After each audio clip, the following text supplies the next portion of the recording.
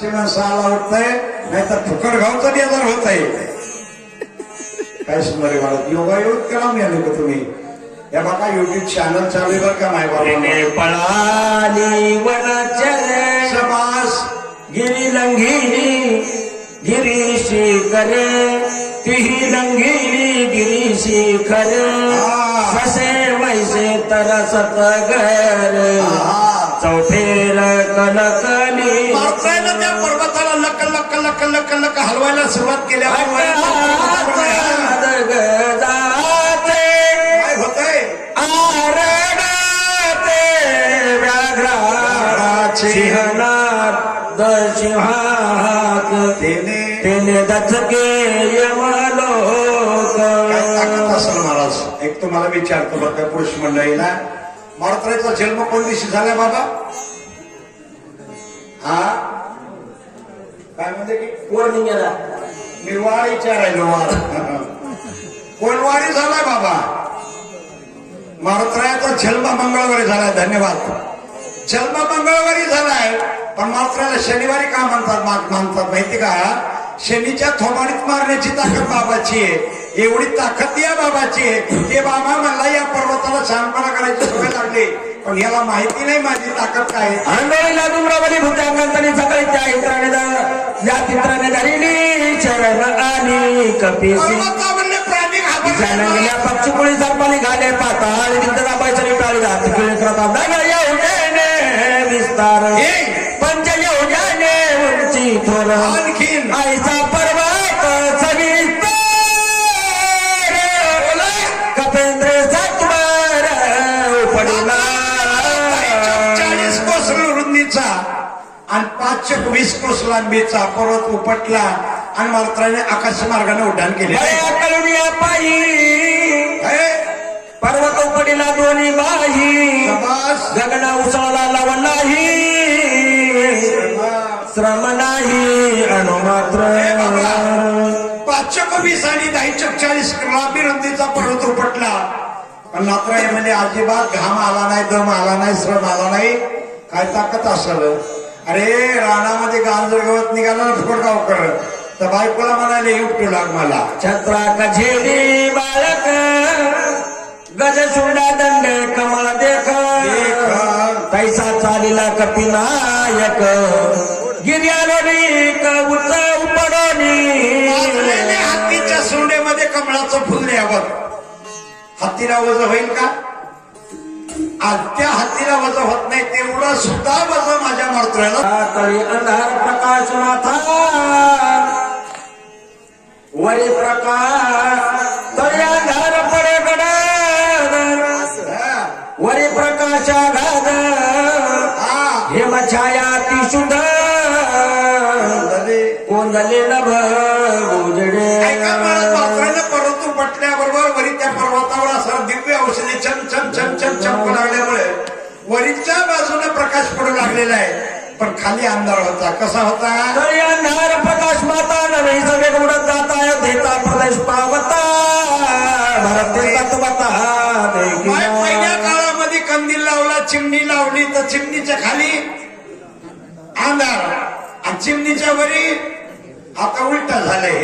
आता लाईटाच्या खाली उजेड आणि लाईटाच्या वरी आता मिळत नाही ना बरं का? जमाना बदललाय ना. अति विस्मित झाला मनी काय झालं? निबिड दाटली असतार जणे शबास काय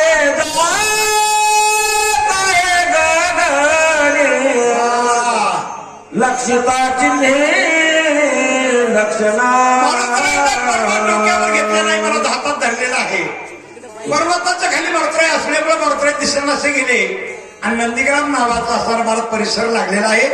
नंदीग्रामामध्ये राजऋषी भरत बसलेले आहेत. इथं भरत बसले होते ना बाबा? हा भरताचं लई मोठं लक्ष नाही महाराज. हा मी नेहमी सांगत असतो भरताने एकांतामध्ये राहून भजन केलं आणि लक्ष्मणाने लोकांतात राहून भजन केले. आम्हाला कोणतं भजन आवडायले? लोकांना चांगलं म्हणा. हरिपाठ असा म्हणायला जाऊ जाऊ महाराज एका साडीमध्येच मैच बायको लोकांना काय सांगायचं पण मला बोलू दे. तर मला काहीच येत नाही, मला हरिपाठ येत नाही. गेल्या हरिपाठाचा अर्थ कळत नाही बरं का. 2 बाया पंढरपूरला दिंडीला गेल्या, पुण्यात दिंडी आली आणि पुण्यात दिंडी आल्या ह्या बाया फिरायला गेल्या. अशी बंगल्या माडीवर माडी बघितली. बाई म्हणजे माय कमाल आहे, ह्या माडीवर त्या माडी, त्या माडीवर त्या माडी, त्या माडीवर ती माडी. बाई नवलच वाटले. आणि दुसरी म्हणजे रोज हरिपाठ वाचलीस की पुण्याची गणना. हरिपाठाचा अर्थ चालू इंद्र बैसला विमानी सगळ्या अप्सरा घेऊन क्रीडा करीत आहे गगनीला गमनी नक्की या विमानामध्ये इंद्र बसलेला असावा, क्रीडा करायला लागलेला आहे, नाच वाचाय पाहिजे. अंगत्राने बात सुटला ते औषधी मुठीला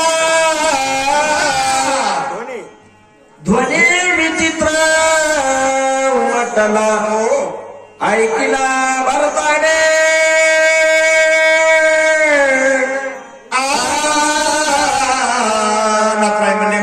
काही चुकलं नाही. पर्वताच्या त्या सर ठिकाणी मला तोडविलांमध्ये वारं येऊ लागलेलं आहे आणि पर्वतावर काही दगड होते, त्या दगड एकमेकाला लागू लागल्या.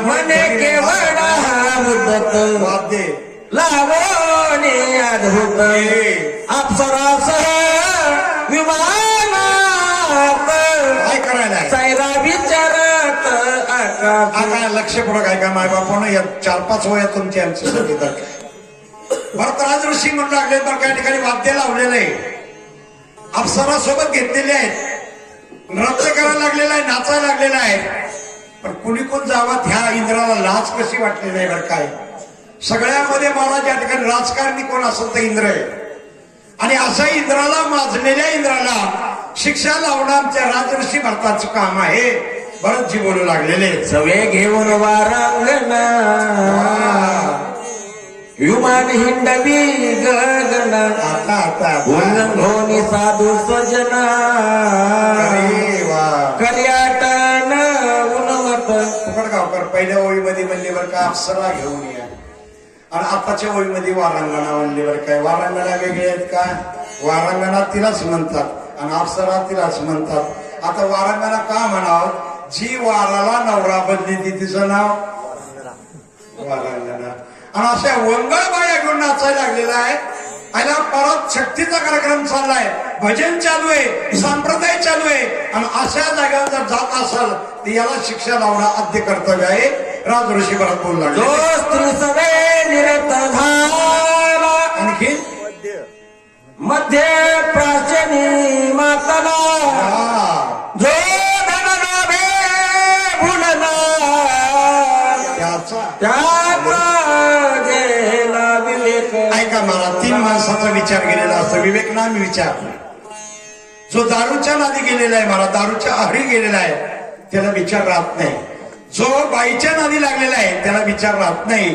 आणि जो पैशाला चिकटून बसलेला आहे, कवडी चुंबक म्हणावं, अशा लोकांपाशी विवेक नाम विचार नसो. हे कसे वागतात ऐका पुढं बरं का. गमनी जे रत ते सर्वदाती उन्मत काय करतात, नाठवे स्वार्थ परमार्थ स्वच्छ विचारत खरं जैसा. ऐका ना माय डोळे उडा नाही, माय डोळे